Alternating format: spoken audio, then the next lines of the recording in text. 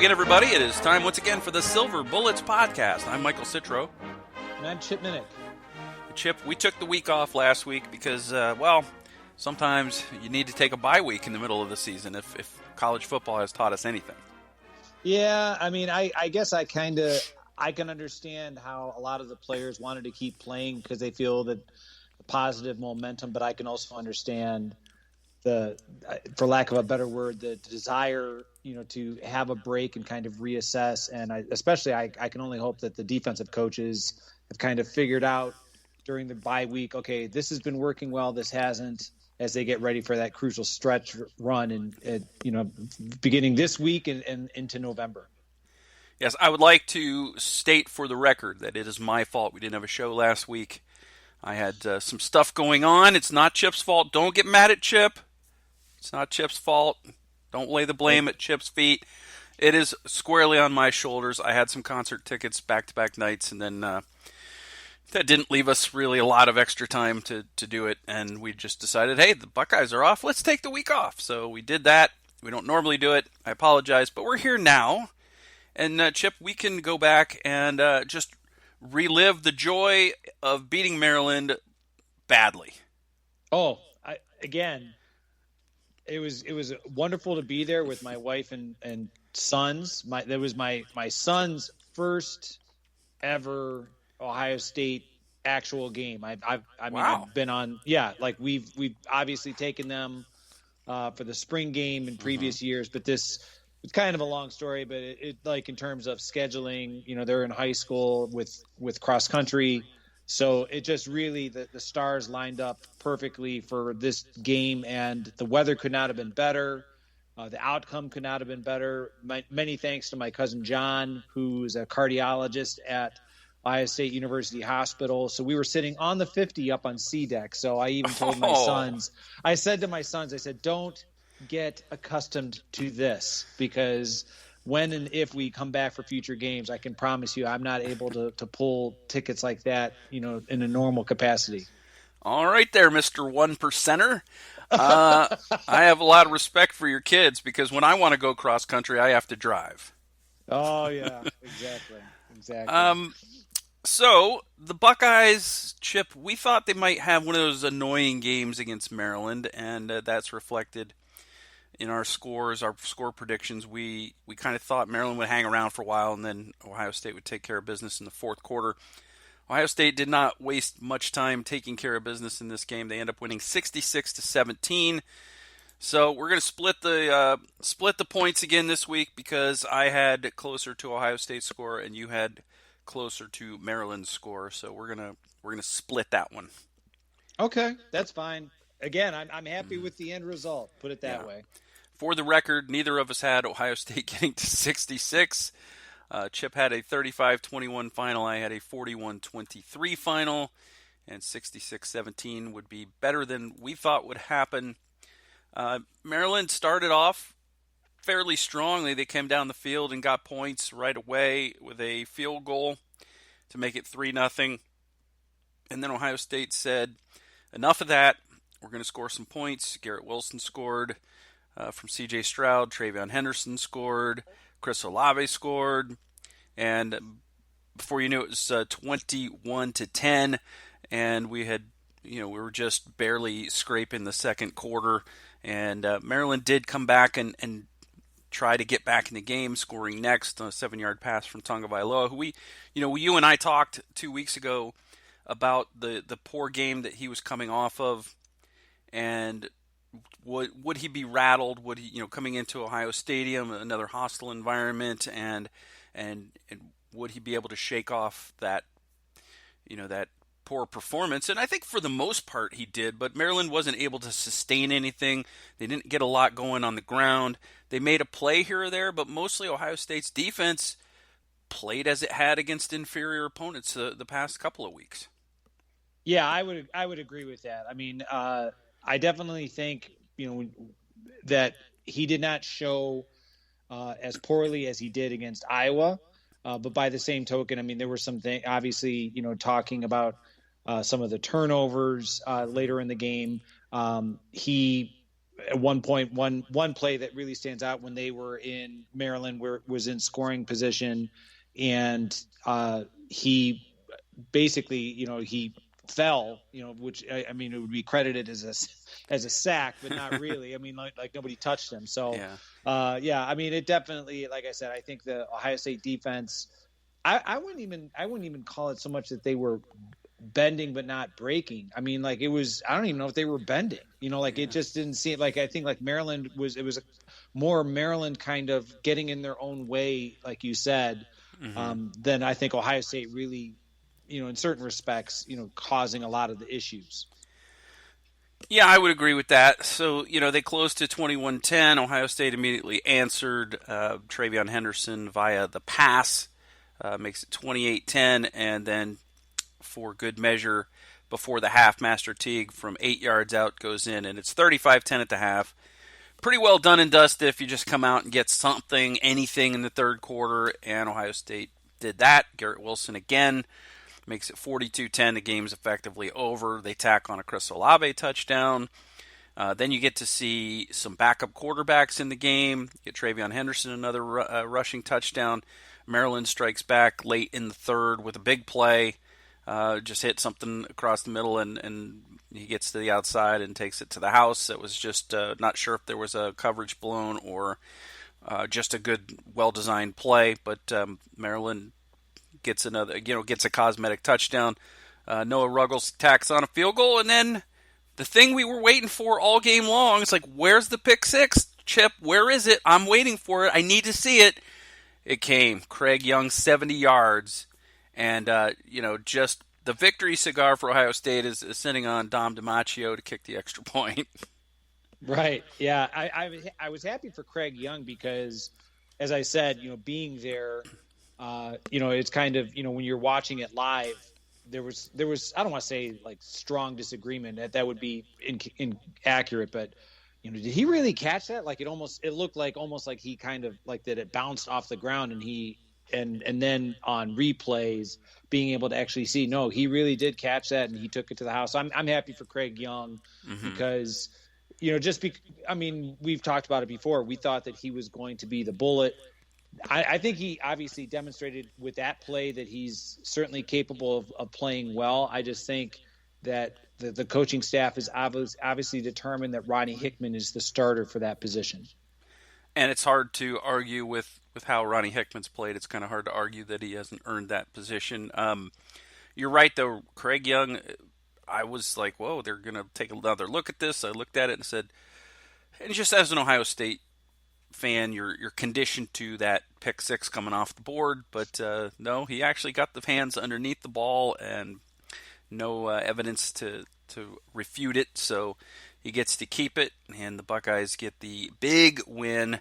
Really not a lot to say. I mean, Maryland was just outclassed in this game. Ohio State's offense looks like it's getting better, and that's pretty bad news for the rest of the Big Ten. The defense looks like it's certainly vastly improved.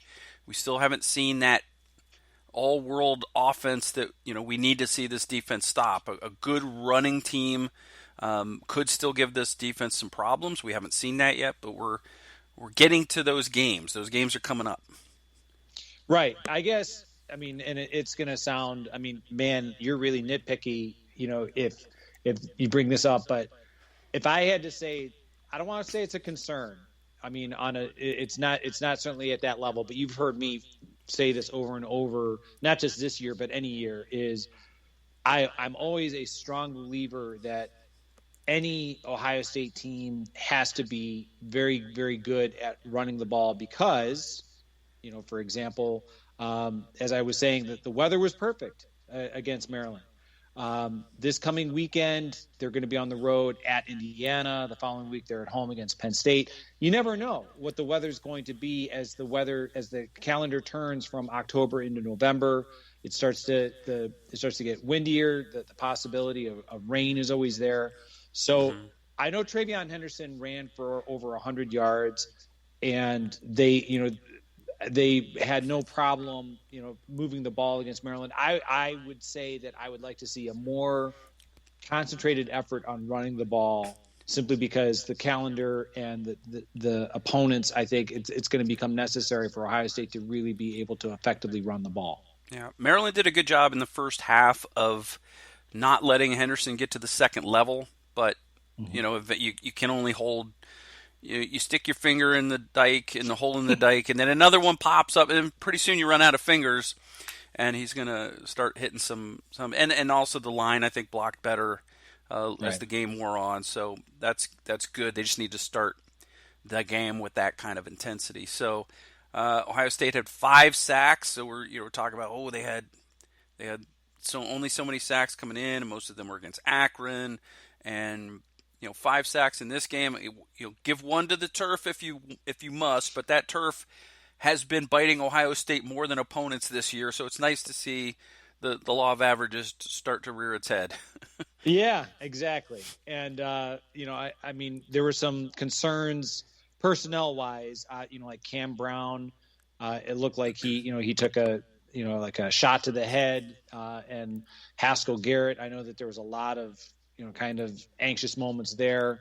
Mm-hmm. I think by all indications, I mean, we'll know as we're recording this early in the week, we'll know by the end of the week what the condition or the status of those players is. But yeah, I mean, you want to win convincingly. It made for a perfect homecoming game, and let's see, if going forward, if the Ohio State defense, if they're ready for the stretch run. All right, let's take a look at our picks to click from this game. Chip, on offense, you had Garrett Wilson, and I had Jackson Smith and Jigba, and I don't think you can go wrong with any of the 3 starting wide receivers on this team on any given week. They all clicked like crazy. Jackson Smith and Jigba did not get in the end zone this week, but he did get 100-plus yards receiving, as did Chris Olave with a 120 and 2 touchdowns. Garrett Wilson, only 84 yards. Oh, ho-hum. 2 touchdowns for Garrett, so he certainly did click as well. Rushing the football, Travion Henderson went for 102 and 2 scores. Master Teague went for 31 and another touchdown. Marcus Crowley got on the field, got some carries, got 26 yards. Evan Pryor got a couple carries. As we saw, plenty of the other guys. Jack Miller and Kyle McCord also played and threw a total of 5 passes. Jack Miller was 0 for 2, and Kyle McCord was 2 for 3. But Ryan Day kind of shut down the offense on them and just kind of like, only if it's 3rd and long or something, will we give it a shot. CJ, 24 of 33, no picks, 5 touchdowns, 406 yards, was not sacked. Oh, I can't believe they're starting this guy, Chip.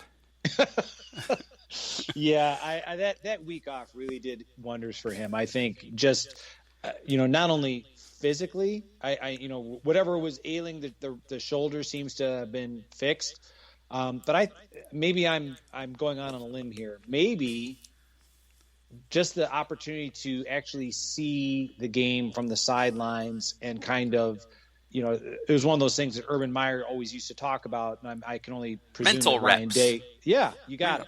That maybe he had, like watching Kyle McCord and Jack Miller play, granted against Akron, but still seeing somebody else play gave him an opportunity. Okay, like this is the proper read. This is where I need to go, and I think that combination of not taking hits on that shoulder and being on the sideline, I think it's done wonders for his confidence, and he certainly seems to be coming into his own at that quarterback position. Yeah, I think it's definitely a combination of those things. Certainly you're feeling better. You're able to let the ball rip without worrying and wincing every time you let it go. That's going to help you, and you're going to have more confidence in your arm to get the ball where you want it to be. So I think that all plays into it, and also getting to see some action from the sideline and sit back and take a step back and reset. I think all of that helped, and he certainly rose to the occasion. A fantastic day for him.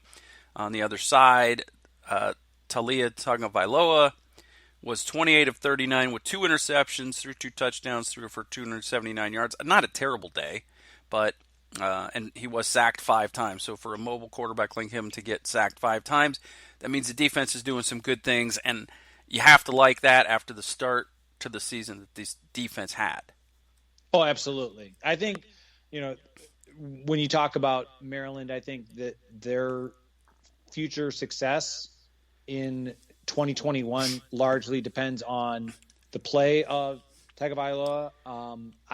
As I said at the onset, I don't think he played poorly. I think he played better than he obviously did against Iowa.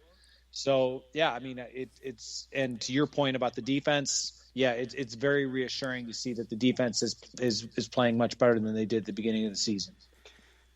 Ohio State unveiled a new weapon in this game, a weapon that we had not expected to see in the era of the fair catch and ball out of the end zone on the kickoff. Emeka Egbuka, 4 kickoff returns for 166 yards and was essentially one block from breaking one for a touchdown and just kind of ran out of room on the sideline for another one that could have gone for a touchdown. So he was electric in this game, and I think that this is something that Ryan Day is probably going to let him take off with the ball a few more times now as we go through the rest of the season. Yeah, I mean, being there in the stadium, it certainly seemed, I mean, he was definitely bringing the crowd to their feet every time that he was returning it. And as you said, it seemed like, it was just one block away. It's great to see, somebody that, he came in so highly touted as a true freshman. And as you said, with the wide receiver room, you don't want any of these guys to get discouraged by the fact that they're not playing as much as they would like. So, as you said, Coach Day allowing him to excel in the category of special teams is certainly welcomed by me. Mm-hmm. Our defensive picks to click, Chip, didn't go so well for us. I had Javonte Jean-Baptiste, who only made 2 tackles. He also was flagged for kind of a really crap roughing the passer play in that game where he jumped up to try to knock the pass down, but it was a pump fake, and when he landed, Tagovailoa, he landed kind of on him, and it was a little late, but there was nothing he could do about it. Once he went airborne, he was always going to make some contact. Tagovailoa did sell it pretty well, and so he got the penalty. I don't blame him for the penalty. I blame Big Ten refereeing for the penalty, and but he still didn't click in this game. No real big plays for the defense. So my gut feeling has let me down yet again. You went with Cameron Martinez, who had only 1 tackle in this game. And so I am going to say that we whiffed on our picks to click. Yeah, that's fair. That's fair. I mean, I'm happy. I believe Marcus Williamson actually started in place of Cameron Martinez, and I'm happy for him because it's been a very up and down career. Mm-hmm. So yeah, I would agree with that assessment that neither of our picks clicked. I thought Marcus Williamson played really well in this game. I liked what he brought to the team. Obviously, another decent game from Ronnie Hickman. Steele Chambers flashed. Cody Simon flashed. We even had some flashes from Court Williams in this game. I liked what I saw. I think Jack Sawyer looks like he's getting more comfortable now. So the defense is these puppies. They gotta learn to bark, as they say, and I think they're starting to learn this. Yeah, absolutely. And it's at the right time too. You know what I mean? Like they're not peaking. They're still, in terms of they're improving, and I think we shall see against Indiana and Penn State, coming off the bye week. But I think that they're in the right physical and mental state of mind as they go into the stretch run here. Mm-hmm. I should say Jean-Baptiste had a half a sack. Still not enough for me to click when you have 2 tackles and a half of a sack. So, I want to see more Tyleik Williams. I want to see more from Zach Harrison. I think Zach Harrison's capable of so much more than what we've seen. We had sacks in this game, both by JT Tuimoloau and Jack Sawyer. So that's cool because there you're looking at the future right there. Oh yeah. And I think Zach Harrison, it was ever so close that, he would be applying the pressure, and, it's just one of these things where I just wonder if he's ever going to really truly put it all together, because I think the expectations are pretty high on him, have been high since he arrived. I just don't know if he's ever going to put it together. He's he looks the part. He's a specimen. He just, for whatever reason, is not getting there. And I think probably there's going to be a game where he comes in and gets 3 sacks. And it just, at some point, it's all going to go well for him, all in the same game probably. Sure. But yeah, when you're used to having a couple Bosas and then, having to Chase Young, and that next guy is just every bit as touted as those guys, then you're really kind of expecting some of those numbers. And they just haven't been there for Zach Harrison yet. But he's getting pressure. He's collapsing pockets. He's getting near the quarterback. But then they start to run away from him, or they, tuck the ball and go. And he's just not quite able to make the play that, you'd like to see him making. So we'll see if he can put it together. But I think overall, Ryan Day has to be happy with the performance against a Maryland offense that is usually pretty good and has been good this year. And, this was a much bigger test for his defense than what we'd seen the last 2 weeks. And, of course, there's a lot of talk about Kerry Combs and how humble he's been through this whole process and how he has just come to work every day wanting the team to be better and putting his own personal feelings and being under fire behind him and putting it aside and handling himself as a professional. And I think that's kind of rubbed off on the team.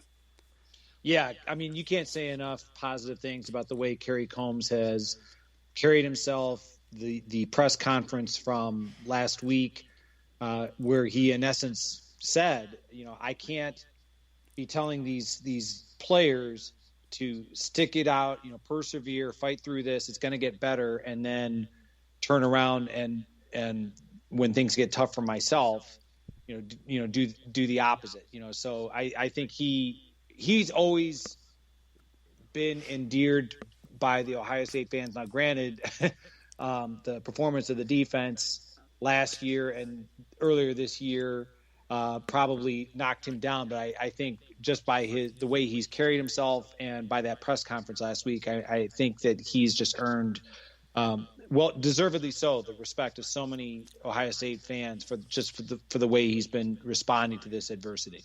Yeah, and I think Ryan Day got this right because he could have easily fired his defensive coordinator and just moved some people around and got through the year. And he knows Kerry Combs very well. He knew he would handle it with the utmost professionalism. He knew he would take it well because he wants to win more than anything else and help the program. So, good for Ryan Day being who he is, being the person he is, being patient and saying, I'm not going to fire him. I'm going to just change some things around because I know this can still work. Right. And I'm not sure if you happen to see it. I'm been a long-time subscriber to the Buckeye Sports Bulletin. Our very own Tony Gerdeman was quoted they had an article about Kerry Combs and the way things have been going and the way he responded. And one of the things that Gerd brought up in the article is that perhaps Kerry Combs, maybe, I'm not saying that he's not a good coach, but maybe just the whole coordinator calling the defense, maybe that role was just too big for him. And I know that there's a difference of opinion by, for example, some people think at the end of the year, Kerry Combs is going to leave.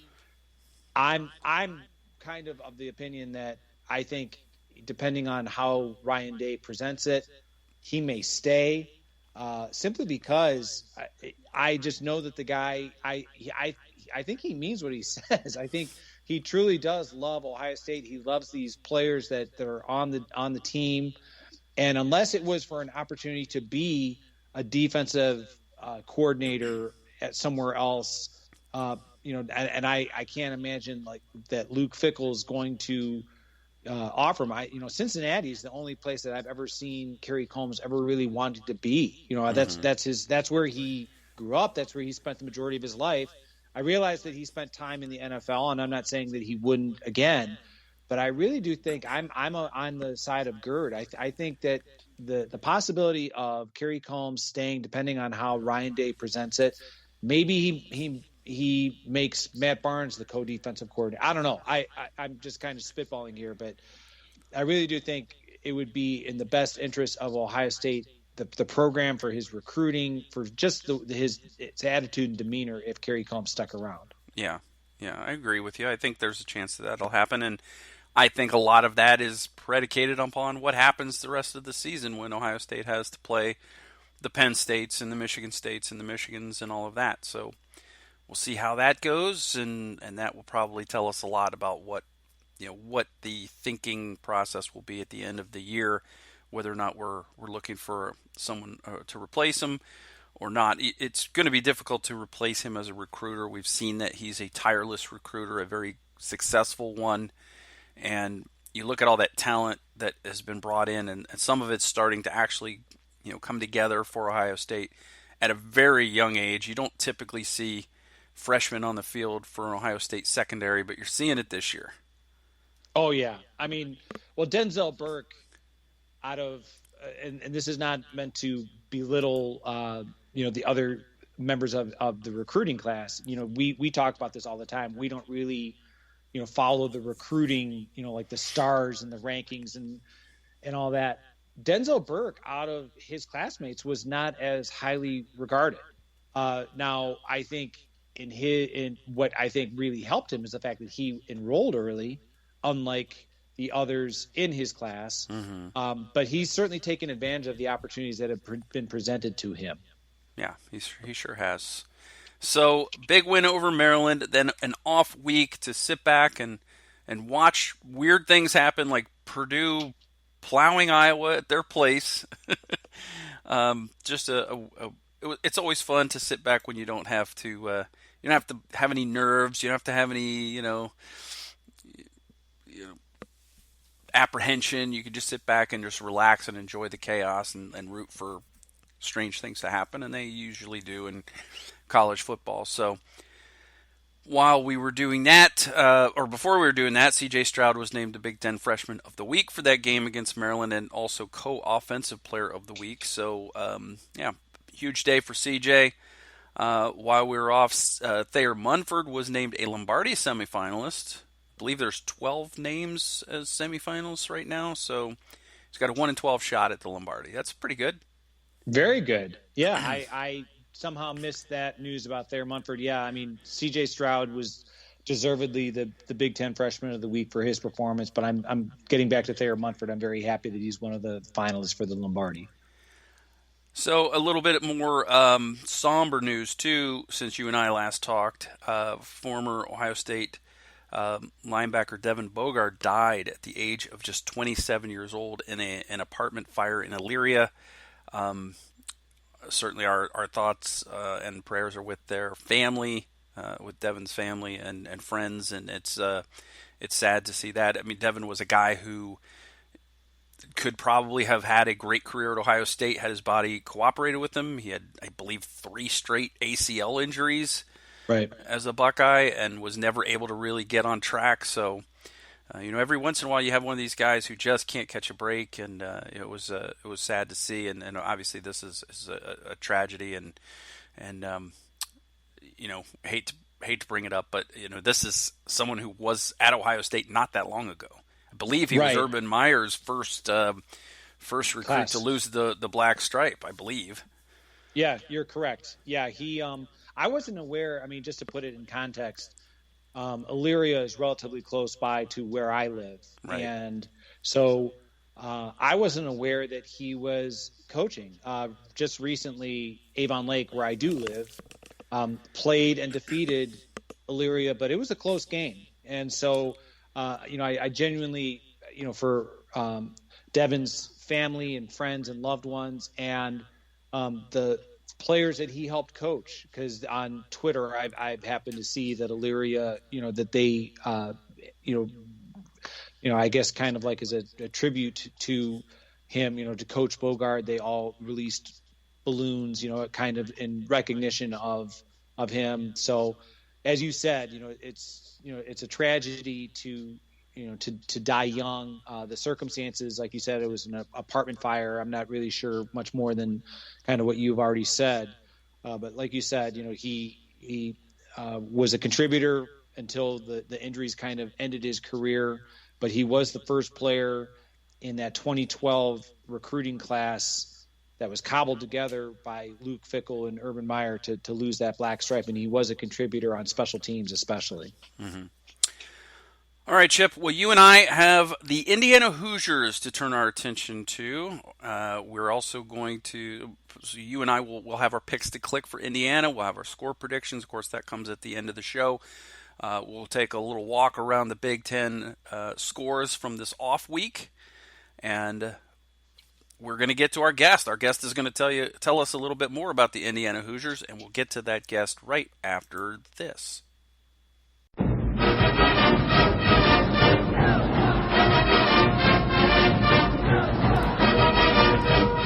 All right, we're very happy to have with us on the Silver Bullets podcast this week the IU insider from the Indianapolis Star, Zach Osterman, is with us. Zach, thanks for taking the time tonight. Hey, thanks for having me. Thanks for having me on. So I want to start off by asking you about the Indiana Hoosiers. This was a team that made great strides last year, and a lot of people, I think, expected them to maybe possibly take that next step forward and challenge in the Big Ten East, but it has not gone all according to plan this year. And of course, there was the recent injury to Michael Penix, but I think it's fair to say that this team wasn't playing at that 2020 level even before the injury to Penix. What has been the biggest factor for that with Indiana? It has been kind of a, what I don't want to say what can go wrong has gone wrong, but it's not far off of that. It already looked like it was going to be a difficult season, difficult relative to maybe what Indiana expects of itself now. But, we were all saying in the preseason Indiana could play well for those first 5 weeks and start 2-3. And, they didn't even really do that, quite frankly. And that was before that we knew, obviously, that, that was back when we thought Michigan State might be the worst team in the Big Ten East. Now they seem like a dark horse to win the East. And, really, from a scheduling perspective, it was uphill kind of from the start for Indiana, and is only just now, which is weird to say because it's Ohio State this week, but it's other side of Ohio State. It's the first time it feels like Indiana is going to get a lot of breathing room from its schedule.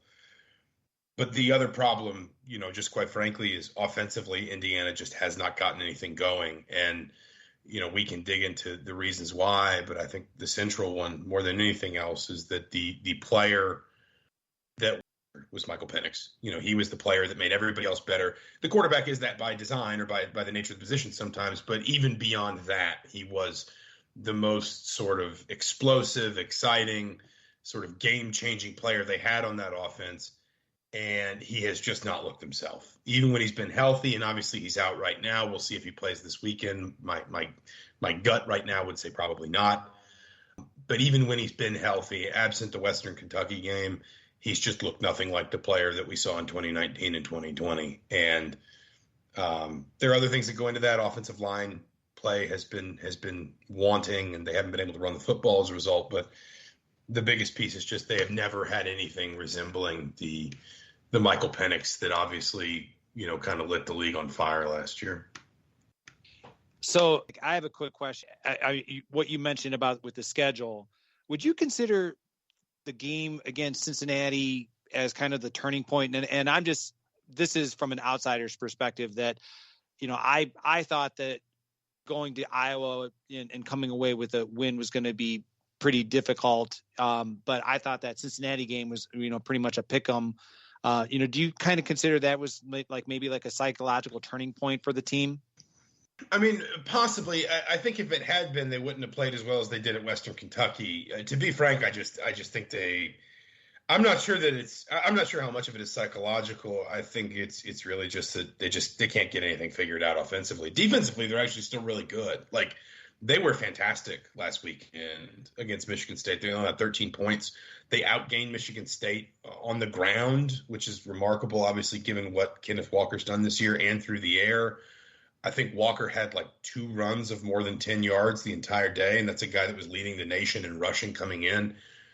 I mean, they've been somewhere between good and great defensively for a lot of the season. Really, if you want to talk about maybe the one swinging doors moment of that Cincinnati game was losing Micah McFadden to the targeting penalty. That game just completely turned around after that. But even after that, they kind of, they rallied from that. They played well enough against Penn State to still be in that game. The offense, again, just could not answer anything, could not figure anything out.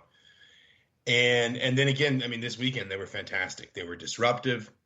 They controlled the line of scrimmage. They had Michigan State searching for answers all over the place, and it still wasn't enough because this offense just can't score points. And I mean, we're halfway into the season, and it's hard for me to tell you what Indiana's good at offensively, what Indiana does. I can tell you who some of Indiana's good players are and what they try to do, but like what Indiana does to get comfortable and in a rhythm offensively, I don't think they've found that, or maybe they're never going to find it. But I had somebody tweet at me, I think I was tweeting something about a story about their offense over the weekend, and somebody tweeted like it's going to be a long season, and I didn't respond this way because I think sometimes we can all be guilty of trying to be flippant for laughs on Twitter and for attention. Mm-hmm. But I sort of wanted to say, like, you're 6 weeks in, like this is the season. Like, it's not going to be a long season. It is a long season right now. They can't figure anything out offensively, and it is undercutting them completely. Well, let's talk, Zach, a little bit about the Indiana defense and what they bring to the table. This is going to be a defense tasked with stopping what some people are calling the best receiving core in college football, with both Olave and Garrett Wilson on the outside, Jackson Smith and Jigba inside, Jeremy Ruckert at tight end. C.J. Stroud has got a ton of weapons, and he can also hit Travion Henderson out of the backfield.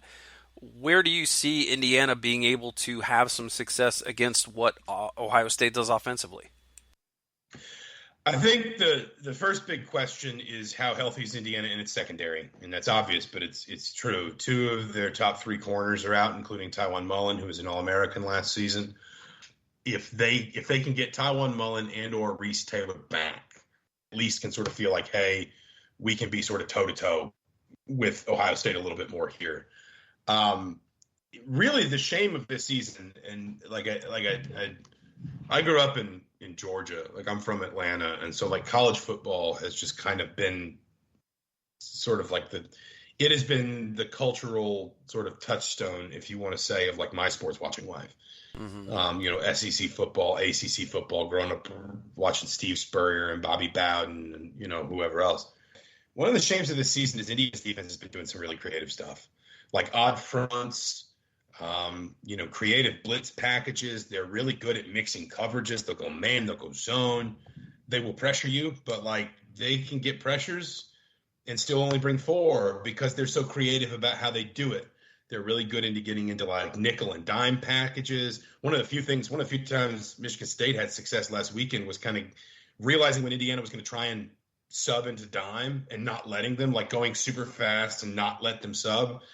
But like that's, think about Indiana defenses you've seen in the past, and I'm not trying to be flippant, but like, when was the last time a Big Ten offense was desperate to find some 1% matchup advantage against Indiana's defense? Like that's how good this defense is, and how creative it's gotten with the way that it deploys its personnel. I think last season's game against Ohio State actually was probably a little bit of a foreshadowing of a lot of what Indiana's embraced, dropping linemen into coverage, bringing blitzers from creative spots, ways they can go, guard against the spread. They've been really good is what I'm trying to say. The one area where maybe they'd like to be better is producing turnovers. They were number 1 in the Big Ten last year in turnovers forced, and they're pretty middle of the pack with that right now.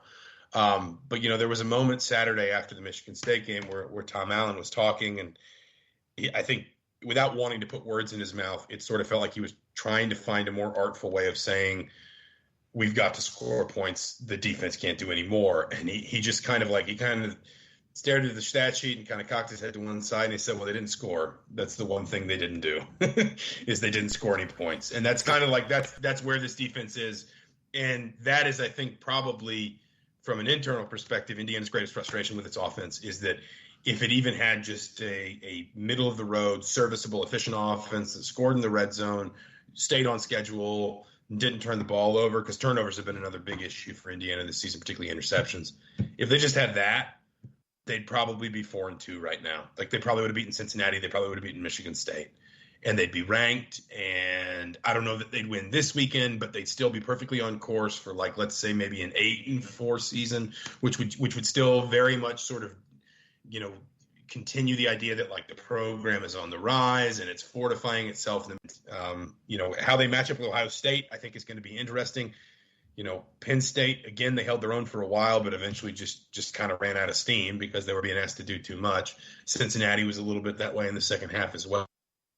I think that the athletes and the scheme to at least cause Ohio State some problems, think about some things.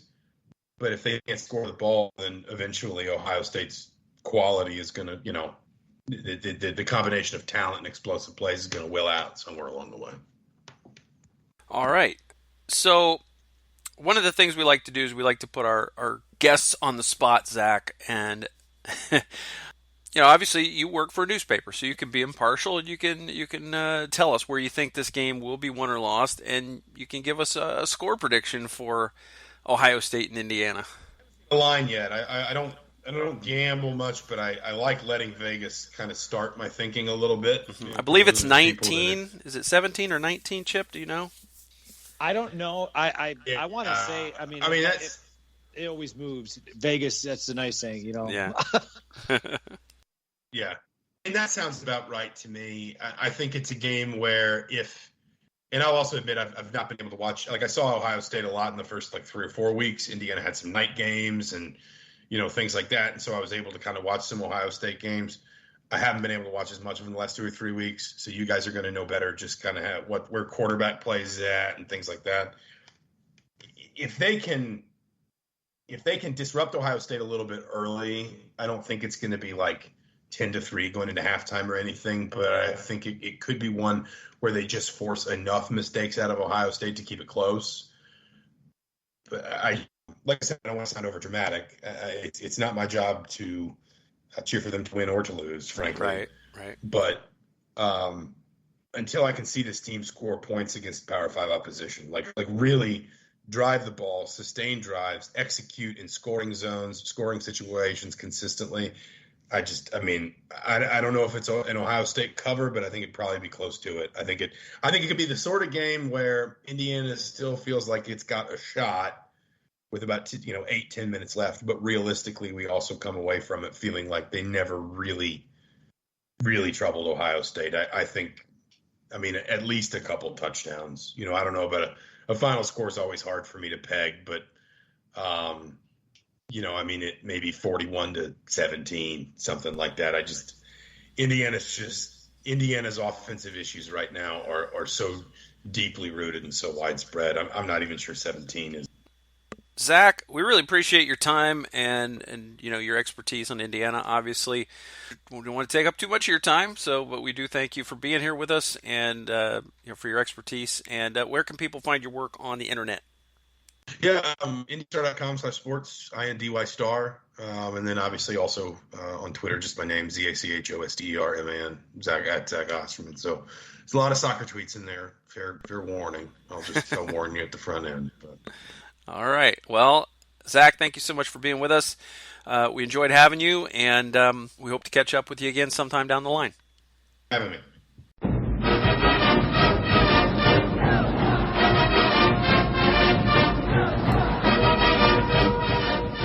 All right, it was great talking to Zach of the Indy Star. Chip, it's always good to get the perspective of someone who covers the team and has sort of an objective outlook on the team, but gets to see them a lot. So we appreciate him coming on the show. Absolutely. Very happy that he came on and, as you said, gave us that terrific insight into Indiana. All right, Chip, now that we are back, just the two of us, let us walk around the Big Ten results from this past weekend. It was there were some surprises and some non-surprises, but let's start with the biggest surprise of Purdue going to Iowa City and winning, not just winning, but winning 24-7, a fairly comfortable win for the Boilermakers, who, they were just a game over 500, came into Iowa. Iowa's just coming off that big win against Penn State. And maybe Iowa got a little bit exposed in this game, or maybe it was the Penn State hangover that we've seen from Ohio State in recent years. It could be. I want to give credit though to Purdue, because this was not a fluke. I mean, I know it was a upset, the fact that Iowa was deservedly favored, but Purdue, I mean, they legitimately beat Iowa. The score and just the game plan, they executed the game plan extremely well. They caused a lot of issues for Iowa when the Hawkeyes did have the ball. So a big credit to Purdue for going on the road against the then ranked number 2 ranked team in the country. And I will tell you right now, Chip, that the Ohio State coaching staff had better already start figuring out how to stop David Bell. Oh yeah. I mean, we talked about Maryland earlier in the podcast. If anything, that Purdue game plan, that's kind of what I don't want to say, because Maryland doesn't have a David Bell, but that kind of effective passing game. I mean, Purdue was able to, in essence, even though they didn't run the ball nearly as effectively as you would think, they were able to control the clock in the second half. And as you said, David Bell is certainly a weapon that the Boilermakers will not think twice about using against Ohio State when they come into Columbus in November. Yeah, I think the only surprising thing about David Bell is he only had 1 touchdown. He had 11 catches for 240 yards, second most all-time in Purdue history. Aiden O'Connell threw 40 passes in this game. If you would have told me before the game that he's going to throw 40 passes, I would have thought Purdue's trailing, they're trying to rally, he's got to throw the ball every down. But not the case. I mean, they kind of controlled the ball with their passing game. He was 30 of 40 for 375 yards, 2 touchdowns. He was a game manager, and he made plays when he had to, and most of those plays were throw the ball to David Bell. Oh, sure. Yeah, I mean, and Purdue was not shy about you just mentioned Aiden O'Connell, but also, using Jack Plummer and the third quarterback. His name escapes me off the top of my. I mean, it's completely unorthodox, but it worked, and that's where Purdue. They've got Wisconsin coming into Ross-Ade Stadium this weekend. So, Purdue is, when you think about it, they are not necessarily out of it in terms of that Big Ten West division crown. Yeah, they're suddenly a force to be reckoned with, and we'll see how the rest of the season plays out. But Purdue only 1 Big Ten loss, and they have a tie-breaking win over Iowa. So we'll see how it goes. Let us turn our attention to the Spartans going to Indiana, trying to remain undefeated. They had a 6-0 record going in, already bowl eligible under Mel Tucker, and it seems the Spartans want more. The 10th ranked Spartans, we would have, even though I thought they would be better this year, especially better than you thought they would be, I didn't see them as a top 10 team, and maybe they're really not. Maybe they're pretenders. We'll see as the season winds down, but Mel Tucker's got this team in the top 10 in his second year, his first really full year, and they go into Indiana. They struggle a little bit, especially offensively, but they come away with a 20-15 win.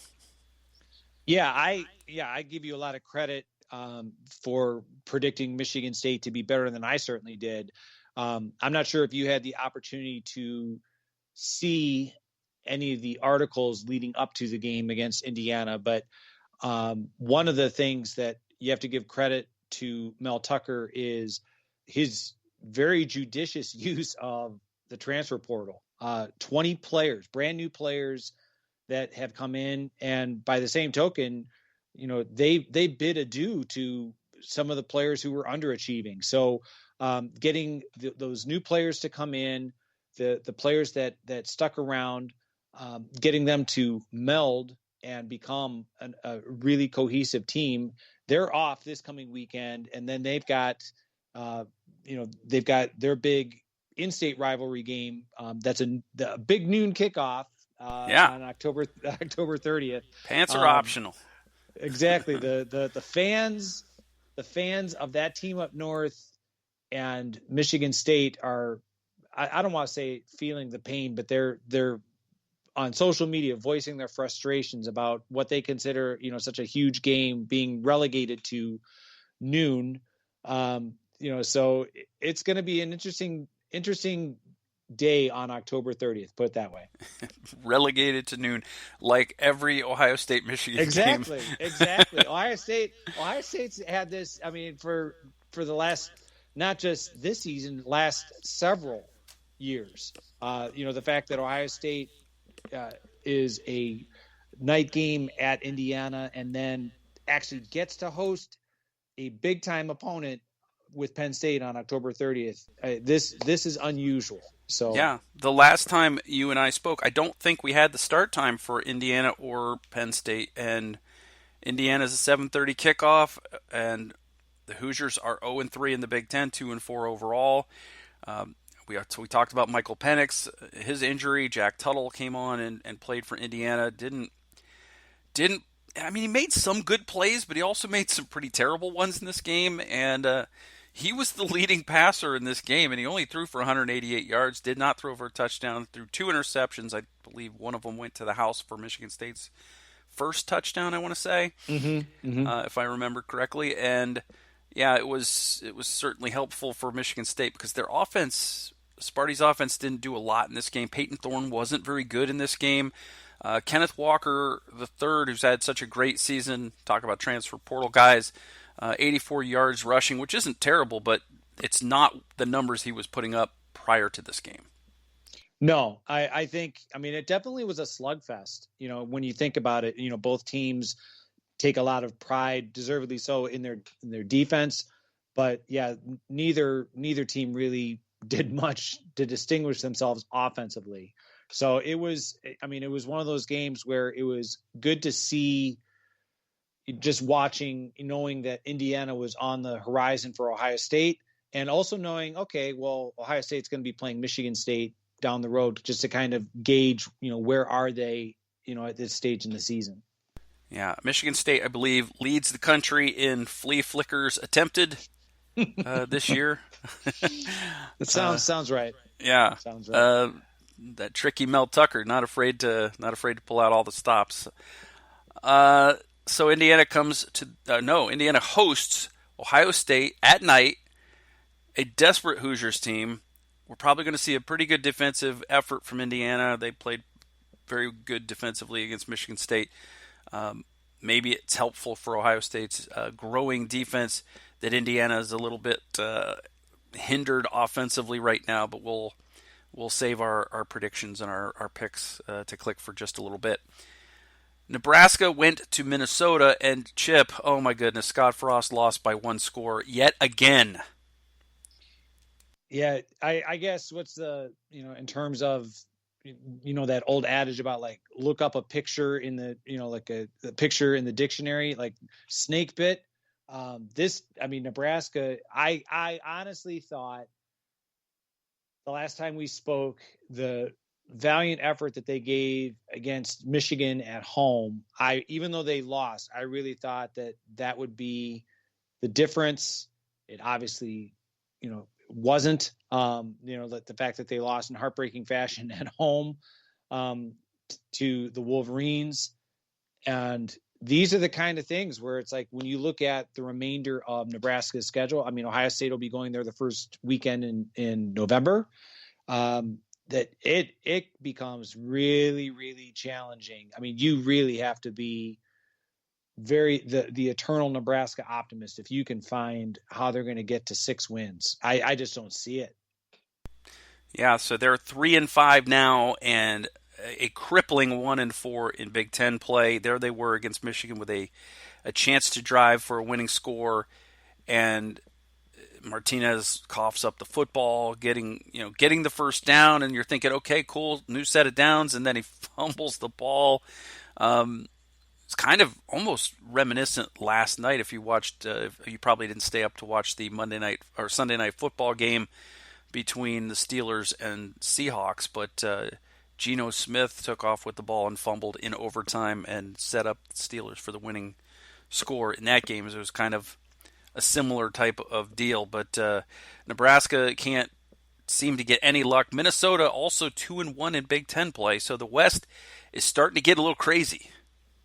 Yeah, Minnesota. I mean, credit PJ Fleck for keeping the Golden Gophers properly motivated, because at the beginning of the year they lost during the first game, Mohammed Ibrahim, and then after they were with Taysom Potts, they had that going, and now Taysom Potts is out for the rest of the year, and the young man's name escapes me. Their third string tailback came in, had a really good game against Bryce Nebraska. Williams. Thank you. So he's making it work. I mean, like they've got speaking of Maryland, they are hosting Maryland this coming weekend, and they're still in the thick of it for the Big Ten West. I mean, they still have to play Iowa, they still have to play Wisconsin. They beat Purdue, so that's what I'm saying. It's like it's not beyond the realm of possibility that Minnesota could emerge as the Big Ten West champion. That would make Ohio State's win over Minnesota look a little better. So you're saying that they're rowing the boat, Chip? Yes, I am. Yeah. I am saying that they're rowing the boat. Absolutely. All right. Well, they may be rowing the boat, Chip, but right now the Scarlet Knights are not chopping wood, as they lost on the road to Northwestern 21-7. And this is a game that the way Northwestern have been playing and the way Rutgers started the season at 3-0, I thought Rutgers was going to go into Evanston and win this game, and that is not the case. Rutgers now has basically entered free fall, and they are 0-4 in the Big Ten. Northwestern improved to 1-2 in a game that basically is going to probably be the last place team in each of the divisions, depending on if Nebraska can get anything going. Yeah, I mean that's the thing. Like Nebraska throttled Northwestern, then Northwestern had their bye week. And as you said, it's like you just based on the way Northwestern had been playing defensively, you would have thought Rutgers was going to go in there and get this win. And I like the way you put it. I think now it's Rutgers is in a state of free fall.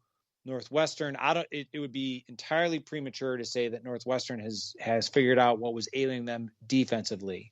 They certainly played against a team that is not necessarily to be confused with an offensive juggernaut, no. Rutgers. So I don't want to go too far and say, oh, they're completely fixed. They have to go on the road to the Big House to play the Wolverines, Northwestern that is. So we'll see how it goes for the remainder of the 2021 season for the Wildcats. Yeah, we certainly will. All right, so that just leaves a non-conference game. The Wisconsin Badgers hosted Army. And I would not say Wisconsin got well in this game, but they did win 20-14. A game that they had a 13-0 lead at the half. Army made a late push, scoring 2 touchdowns in the fourth quarter. But you're the service academy. You need if you're down a couple of scores, you're going to need a lot more game to outscore your opponent. It's just this is not a high-scoring game. Graham Mertz was a whopping 8 of 15 for 112 yards. I would not say that the Wisconsin passing game is fixed, but it is a victory, and they are now 3-3 on the season. Yeah, they're certainly not fixed. Without question, Wisconsin is the biggest disappointment of the Big Ten. It's just one of these things where nobody anticipated this kind of a season. They're sitting at 3-3. They have a tremendous opportunity to go on the road at Purdue this coming weekend and, kind of get themselves, back into at least bowl game discussion. But based on what I saw from not only Wisconsin, I don't want to say that they were sleepwalking against Army, but as you said, Graham Mertz hasn't been playing well throwing the ball.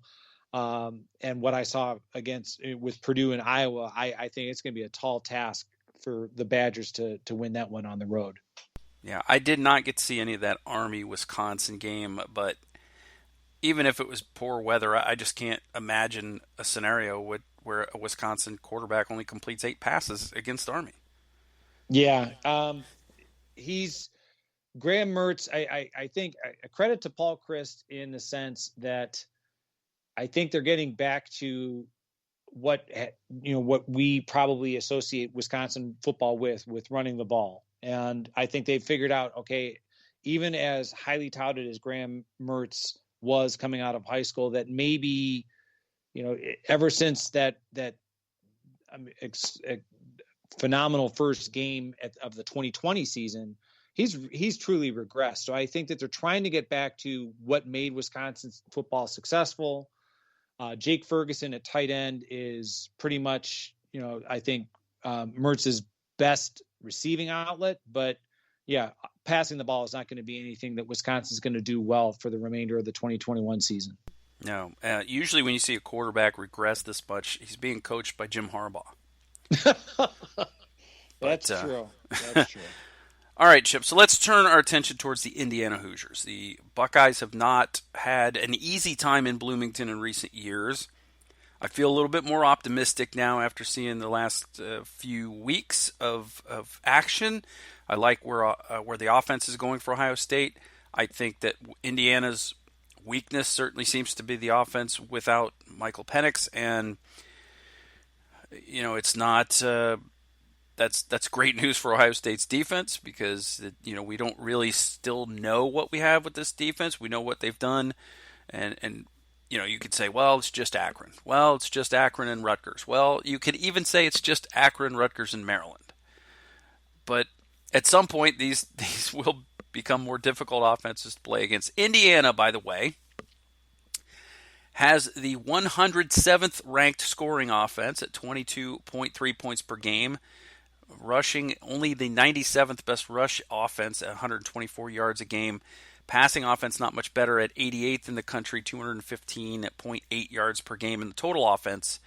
Back down to 107 in the country, 340 yards per game. That is music to Matt Barnes and Kerry Combs' ears.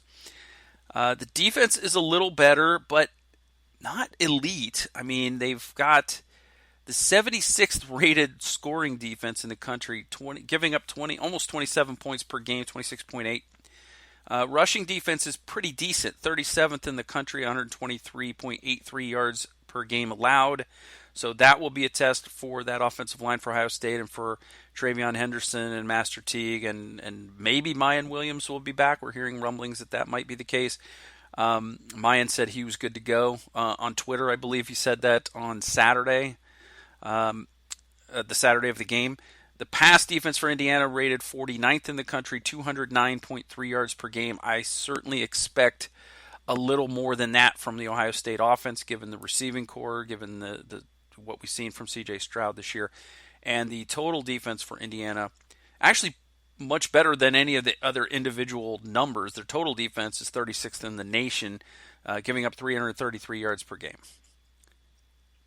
Yeah, I mean, it's just one of these things where it's what a difference a season makes. You know what I mean? Like last year, Indiana, it's one of these things where I don't want to say that I thought that they were going to challenge for the Big Ten East. I never ever anticipated that, but I certainly anticipated a better record at this stage.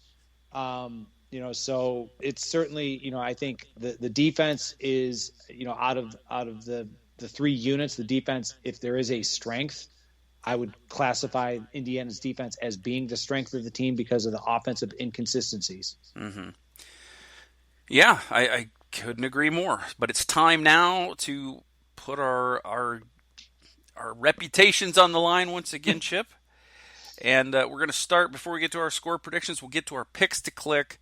And we started on defense last week, so let's start on offense. You went with Garrett Wilson. I went with Jackson Smith and Jigba. I mean, it's almost like cheating if you pick C.J. Stroud, if you pick Travion Henderson, or if you pick any of the three wide receivers. So, but who you got? Who do you like to have a big game against Indiana? Okay, so I'm going offense. Since we started with okay, just wanted to make sure. Yep. A little unorthodox, potentially. I'm going to go with Jeremy Ruckert. Simply because I just think that he's going to present, I don't want to say, like true matchup problems, but I think we were praising CJ Stroud in terms of like the game kind of slowing down. I think he recognizes those outlets, and I think Jeremy Ruckert's is an attractive of an outlet target for Stroud as any. Yeah, I mean, he was targeted 5 times against Maryland. He did only have the one catch for 18 yards. He did have I think he had a drop in that game, but right. He's looking for him, and that's the first step. So that's good. They also had a completion to Cade Stover in that game as well. So using the tight ends, I think Joe Royer even had a target in that game. So he did. Yeah, he didn't come down with him. You're right. Yeah, so they're looking for the tight ends. I like the pick, especially because we know the Indiana's corners are, have been pretty decent over the last few years. So, yeah, that might be a good place for C.J. Stroud to go with the ball. I'm going to go with Garrett Wilson this week. I think it's pick your poison. You're like, which guy is going to have the bigger game? And it's really a coin toss. They usually all have big games, but I'm gonna say that I like Garrett Wilson to have a big game among the wide receivers. I like it. Makes sense. Yeah. So we're going to turn our attention to the defense now, defensive side of the ball. I know that I've been hurt before. I've been injured, but I think this is the week. Zach Harrison is going to get it done. Okay. And the reason I say that is Jack Tuttle's a little bit more of a stationary, not that he doesn't have the ability to move, not that he's not athletic. I just think he's not Michael Penix. So I like the Zach maybe shaving a half second off of the time it takes to get to the quarterback, and the quarterback not being able to escape. So I like Zach Harrison here. Okay, I'm going to go with Denzel Burke. I'm putting my full faith and trust in the true freshman corner against those Indiana receivers. I think Denzel Burke. I'm not going to be so greedy as to say like a pick six for a touchdown, but I think he's going to represent himself well. Okay, so here comes the part of the day where we say this is what we think is going to be the final score. I'm typing mine in now so that it's in, and that way when you say it and it's like the same thing, it's like, well, I've already got it on there. I am going to let you pick. So what is your score prediction, Chip? Well, I'm going to go Ohio State 49, Indiana 21. All right, so we are, again, very, very close.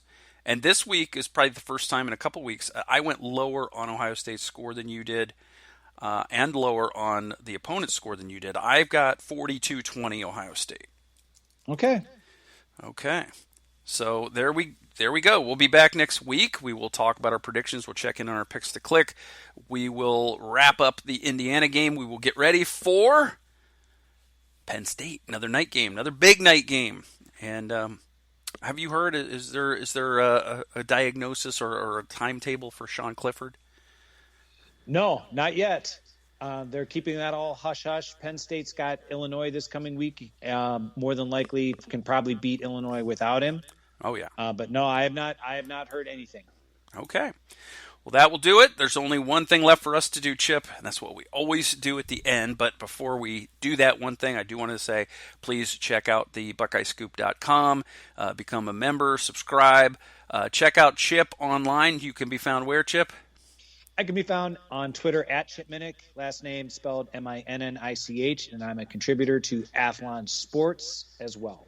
All right. I am at Mike36Fan on Twitter. Check it out there, and the Grumpy Old Buckeye at BuckeyeScoop.com. By the way, look at give a listen to all the other podcasts on the Buckeye Scoop Radio Network. Fantastic shows: Morning Scoop, Buckeye Weekly, Sloopcast, Cast of Thousands. Lots to choose from. And now we get to do what we always do at the end, Chip. Thanks again to Zach from the Indy Star. Go Bucks! Go Bucks!